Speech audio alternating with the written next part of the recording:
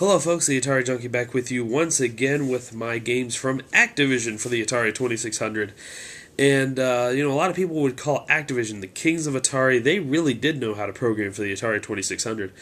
Now, I don't know which company was going to be my real favorite company, whether it be Atari or Activision. And again, Activision is the only one from the Atari era that's really still active in video game publishing today. Even if it's a different company, not exactly the same as what Activision used to be, that's a pretty strong testament right there.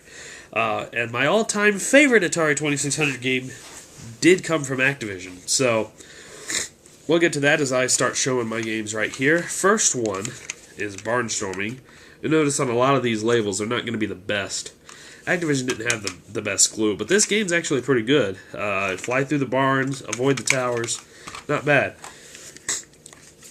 Beam Rider, which is really the poor man's version of Tempest, but since Tempest never came out on the 2600, this is what you get. Never came out on the 7800 either. Competent version, but I'd rather be playing the ColecoVision or even the Intellivision version of that, or I'd rather be playing Tempest. Boxing, a deceptively fun game here. Top-down viewpoint. You're one man trying to hit another man's head. It's actually very fun.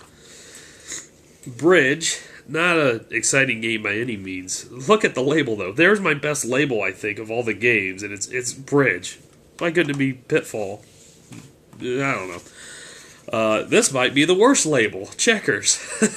But at least it's got an end label, which makes it, a slightly better label than my video checkers from Atari. Chopper Command, which is basically Activision's answer to Defender, and in some ways maybe better than Defender. Commando. More people would know the NES version that Capcom put out, which the NES version is more fun. I will admit that. Here's a very, very fun game, Crackpots. You use the joystick controller. I almost wish you had done the, well, no, I guess the way they do it. You want to drop potted plants onto spiders that are trying to climb up the building. So it's a very, very cool premise of a game. It's almost like the reverse of Kaboom. You're at the top dropping stuff instead of at the bottom catching stuff. So yeah. Dolphin, which actually I really haven't played Dolphin.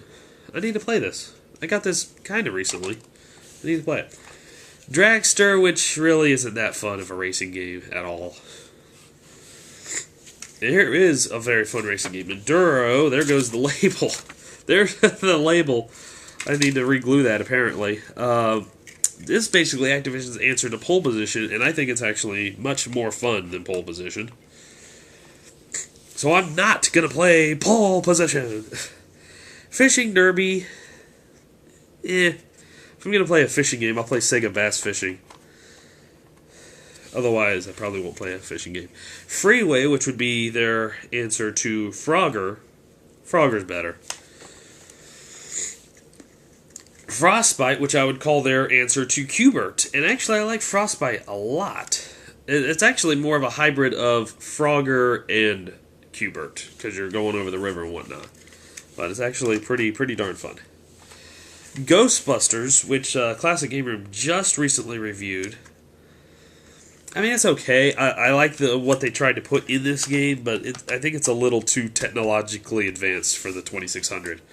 That said, I'd still rather play this over the NES version. But I'd rather play the Sega Genesis side-scroller Ghostbusters, or the Ghostbusters game that came out on all the newer systems recently. Grand Prix, which is more fun than Dragster, but still a lot less fun than Enduro. Here's a good one, Hero. You basically have a little helicopter attached to you, and you got to go down and save some miners and whatnot. Use some explosives here and there. It's pretty fun. Time to edit another one in. How did I miss ice hockey on the Atari 2600 from Activision? I mean, this is the best ice hockey game you can play on the 2600 or the 7800. Loads better than Hat Trick, and I don't know if there are any other hockey games. I'd still rather play like Blades of Steel or ice hockey on the NES, or of course the revered NHL 94 on the Genesis. But not bad. Not bad for the Atari at all. my favorite two-player paddle game for the entire system, there's Kaboom. Or one-player paddle game, too. I've already previously said Warlords is my favorite four-player. Here's another fun game, Keystone Capers. You play a cop in a department store trying to chase down somebody who's robbing the place or whatnot. Kung Fu Master. Now, most people would know the original Nintendo game Kung Fu. This is the same game, and Activision really made this look and sound almost as good as the NES Kung Fu. Anyone who has an Atari, or, I guess if you only have emulators and whatnot, try this version out. You'll be amazed to see how close they got. I actually love playing this game over the NES Kung Fu. Laser Blast, which is basically reverse of Space Invaders. You are the invaders shooting lasers down on the cannons and whatnot. But that being said, it's not all that fun. Mega Mania. Mega Mania. Here's the story of the three little pigs. Oink. Yeah, that didn't really translate that well. Of all the things to make a game based off of. Now, here's a game that a lot of people are going to fondly remember. Pitfall. A lot of people, I think, still play that. But if you play Pitfall and you like that, I really urge you guys to play this game. Pitfall 2 Lost Caverns. I believe it's better than Pitfall in every way. There's almost a kind of a primitive checkpoint system in this. And this is my favorite Atari 2600 game of all time. Definitely give Pitfall 2 a try. It is a fantastic game. Pressure Cooker. I haven't really given this one a shake either. I gotta pop that in and play it. Maybe I should play some of these on video and actually do it. Here's another game a lot of people will fondly know, River Raid, and this is a very, very good game. Still looking for River Raid 2, but from what I've played of River Raid 2, this one is still superior in every way. Robot Tank, which would be Activision's answer to Battlezone. Battlezone I like a little better than this. Sequest. I've actually had this a lot, and I haven't really played that one either. That's another one I need to play. Skyjinx. Also another one that I've had for a while and I haven't really played. Thompson Trophy. We've got Spider Fighter and Stampede. Both of them are very fun games. And these two, I had extra copies years and years ago. These are the only two games that I've ever sent to Classic Game Room for them to review. So, I don't know. Why am I plugging myself? Why am I plugging them? He doesn't need any help. Star Master. It's an okay spaceship game. Tennis, which, like real sports tennis, it's a real game of tennis. I like real sports tennis just a little bit better because you can actually put initials in on a scoreboard. This one you can't, but either way, it's not playing Pong, it's playing real tennis.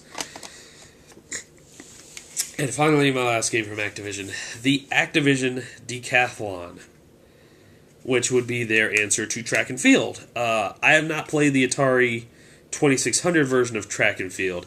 I like the NES Track and Field, but this is actually very fun. I also like playing summer games on the 2600. I think this is slightly better than the summer games, though. So there we go. There's all my games from Activision. Speedway Freezy. Good stuff there.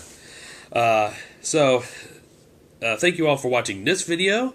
Next video is going to have my games that came from Mattel, Coleco, and Imagic. Which Imagic I almost did with this because Activision now owns the rights to the Imagic games.